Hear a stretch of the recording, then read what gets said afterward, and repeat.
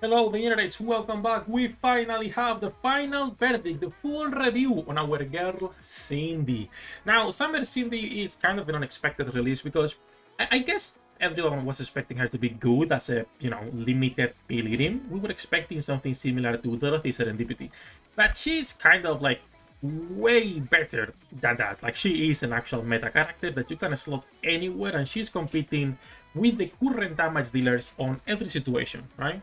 So let's talk a little bit about Cindy.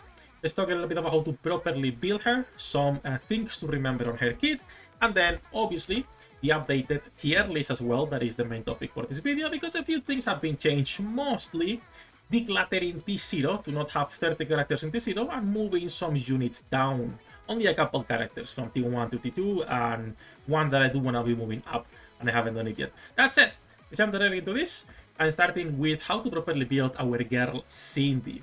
Now, we already talked about her kit and how it works, and we made videos on that and damage numbers comparisons, so you guys can go check that. Cindy is a character that is a 10-10-10.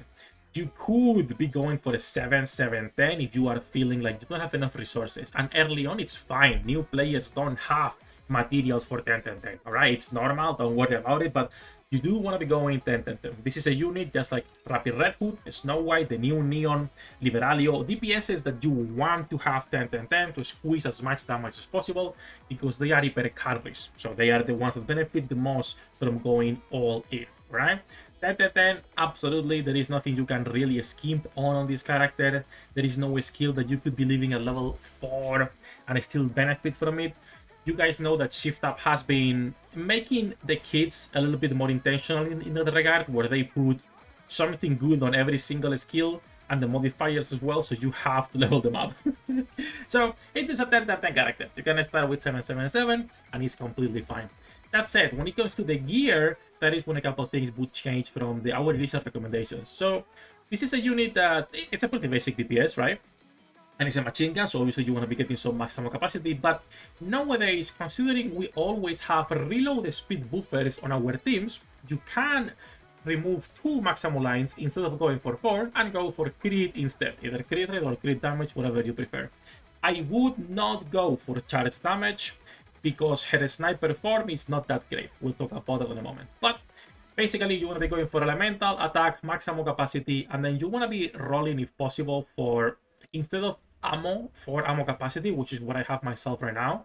I have 4-4-4. You want to be going for 4 elemental, 4 attack, 2 max ammo, and then 2 crit lines.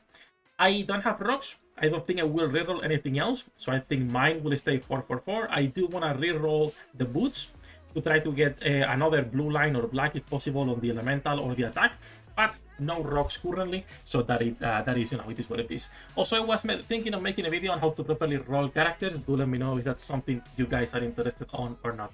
But this is a character that, just like most DPSs, elemental attack, max ammo, and then some crit. Crit is still not something you want to be going full on in most characters, like for crit rate, for crit damage, but it's starting to be more prevalent now because, again, we have so many reload speed buffers in the game, you can benefit from other stats outside of max ammo. I think it's good, I think it's great, as long as they keep releasing more reload speed buffers. That's for her gear. When it comes to the Q, to be fair, there is only one option. It's going to be Bastion or Resilience. Nothing else really. Now, as usual, are you doing a boss that has parts?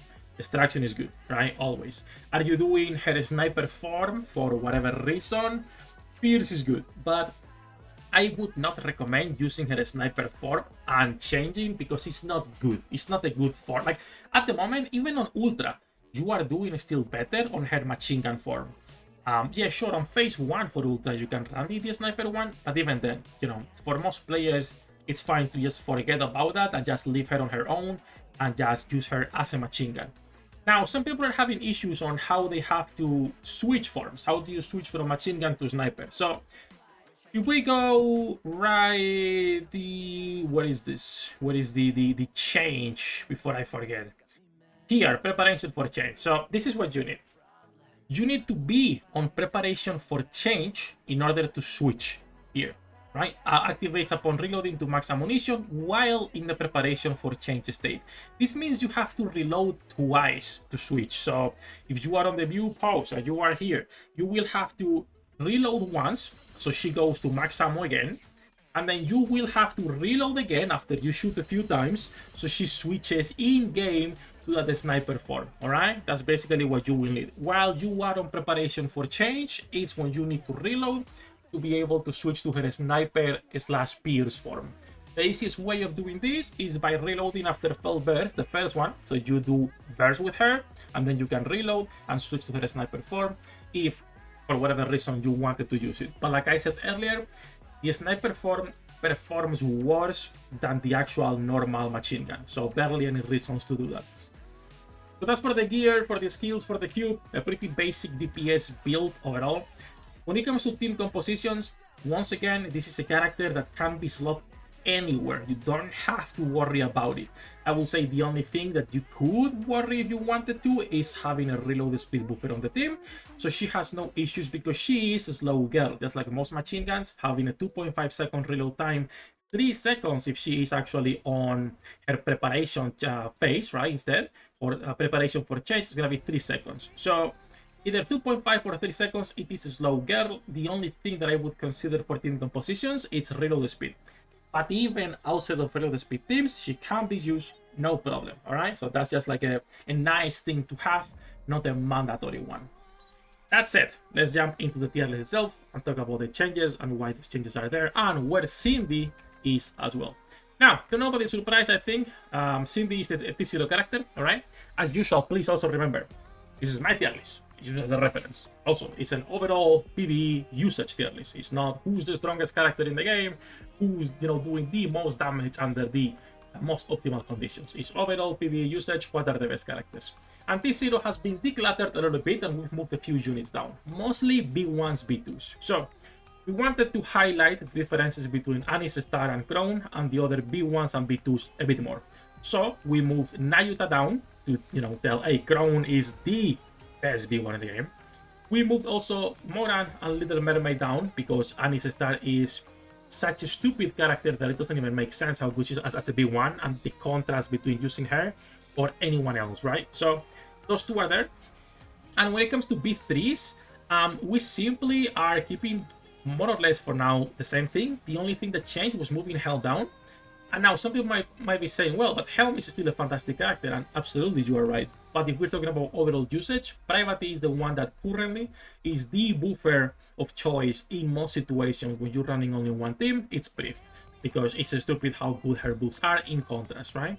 So that's basically the only thing that changed in terms of B1s, B2s, and then moving Hell down. The rest stays the same, with Cinderella starting on T0. I did add on Cinderella the manual flag, like having this flag to tell people, hey, you have to be careful with her kit because you need some specific manual things, but I might remove it because, like I said, her machine gun form is the best thing about her, so you don't really need to worry about manualing her.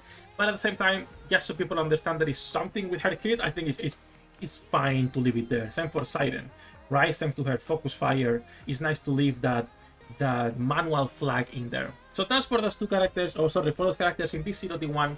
On T2, we did move Litter down because Litter was on T1 character. Litter is one of the few Day 1 characters that still gets usage and is still great, but she cannot be compared with Little Mermaid and Moran, so we had to move them down one tier.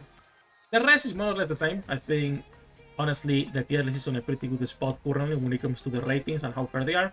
Some characters could be moved up and down and it still be working fine. Like if you want to put Helm on T0, it still works.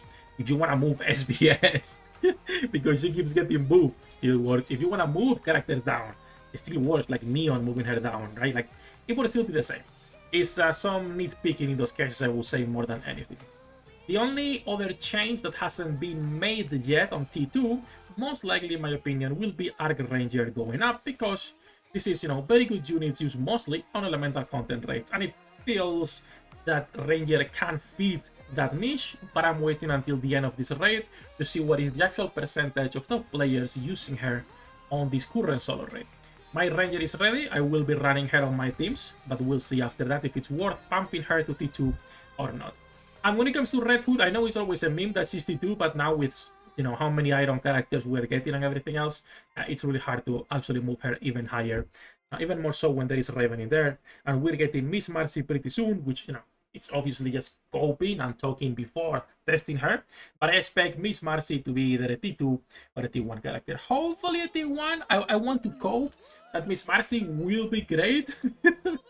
Clearly not biased, right? Not biased at all. I would love if Miss Marcy is actually a good character we can use because my god, she looks fine, bro.